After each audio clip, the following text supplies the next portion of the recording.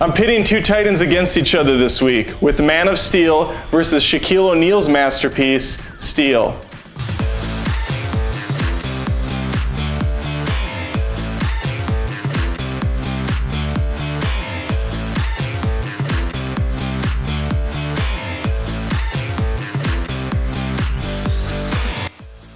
Okay, not really. Steel is a terrible, atrocious film. Instead, we're doing Man of Steel versus Batman Begins.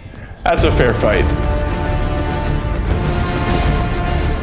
Costner and Diane Lane gave great performances in Man of Steel, but it's hard to go up against the likes of Morgan Freeman, Gary Oldman, and Michael Caine in the Batman series. As for the ladies, I'm gonna have to go with Amy Adams. She's just a better actress. She doesn't have a lot of screen time, but she's much better than Katie Holmes. No offense to Miss Holmes, you'll always have a place in my heart. I'll always love you. And I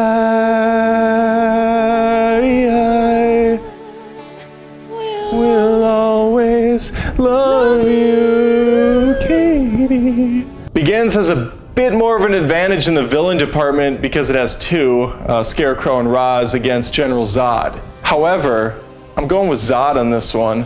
I thought he was a better villain, personally. I thought Scarecrow was kind of hammy in Batman Begins, and I just like General Zod's backstory. I'm also going to give Superman the nod over Batman, because I just never liked Christian Bale as Batman. I know there's plenty of people that agree and plenty of people that disagree, but his voice is so crappy. That, and it was just refreshing to see a Superman that seemed super. I mean, he's probably 3 times the size of Brandon Roth. He could eat Brandon Roth, and he could also emote. And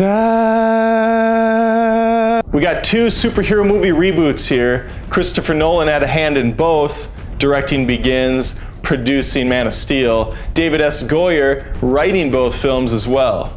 And I'm probably going to be in the minority on this one, but I'm giving it to Man of Steel. It's just a simpler tale. No, there's no twists and turns or any villain reveal at the end. It's just very straightforward, and it actually does something a Superman movie has never done, giving us a way to relate to Superman.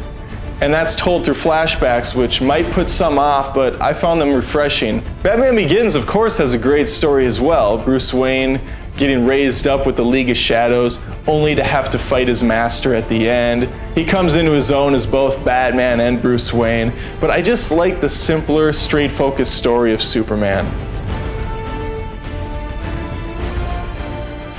It's a case of heavy CGI versus practical effects. Zack Snyder has a keen eye for visual porn.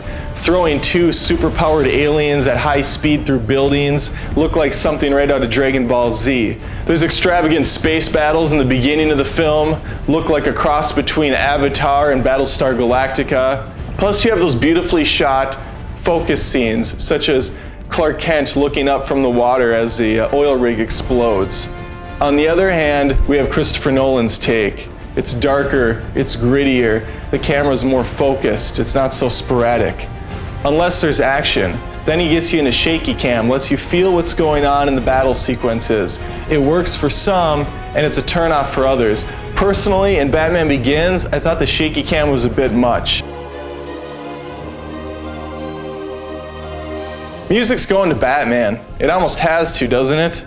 You can let me know in the comments, but I don't really see how you can make an argument here. Superman had some solid music. It was noticeable during the more touching scenes of the film, but when the action ramped up and it got large scale, the music just could not compete on that level. It got drowned out by the spectacle going on around it. I've presented to you a bit of a quandary. 2 amazing films, bare knuckle head to head. Now you might ask, why can't these films both just be good on their own? Well, they are. But since I threw this out here, it's your job to determine which is the best, because I deemed it so. More than just reviews, this is movie feuds, is what the old guy used to say before I threw him in the ocean and the shark killed him. We'll always love you,